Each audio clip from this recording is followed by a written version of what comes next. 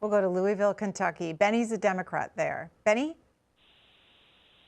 Yes, thank you so much, and a pleasure to be on with you, Mr. Taibbi. I've watched you on Bill Maher and other platforms previously. I'm calling because it seems like you're saying there's no reason to censor, and as long as people will identify or say that they've actually done misinformation, like Fox News. They've not even owned up to those voting machines, and they still, I mean, they had to pay that money, but I've not heard them, and I watch it pretty much all the time because I'm trying to see when they will recorrect or correct their issues. They don't do it, and you have a strong following of people who see all this stuff, and I think there should be either censor them or at least something showing that it's a lie, it's not true. And so when you say why though?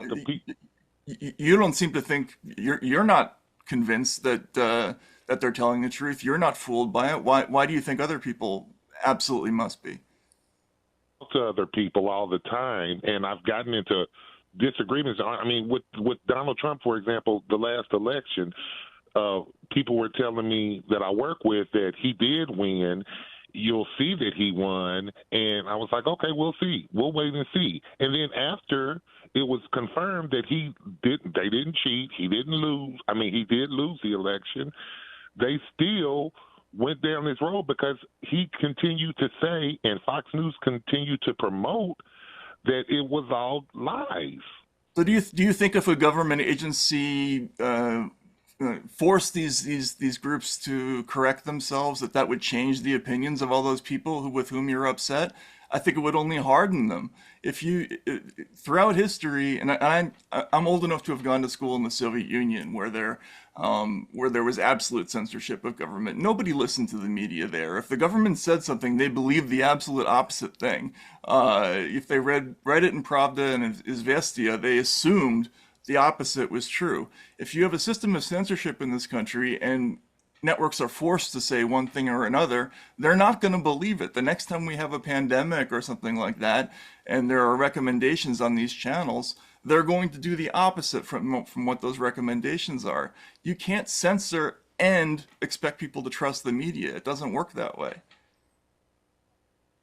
Benny, you still there? You have a response?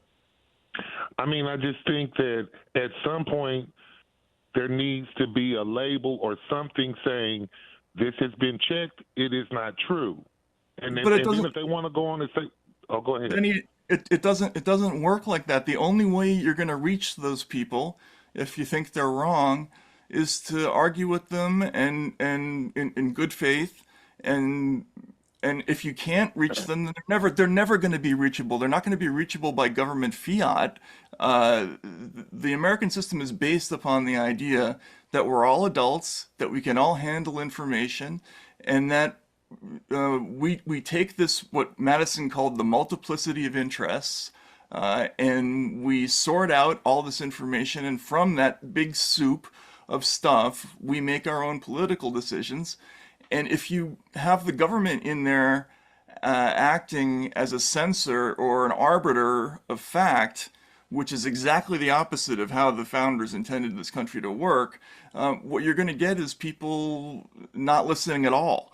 So a precondition to getting people to listen to you or change their minds is to not force them to believe something. And what you're thinking about doing is trying to force them to have a point of view, which will never work. It just doesn't.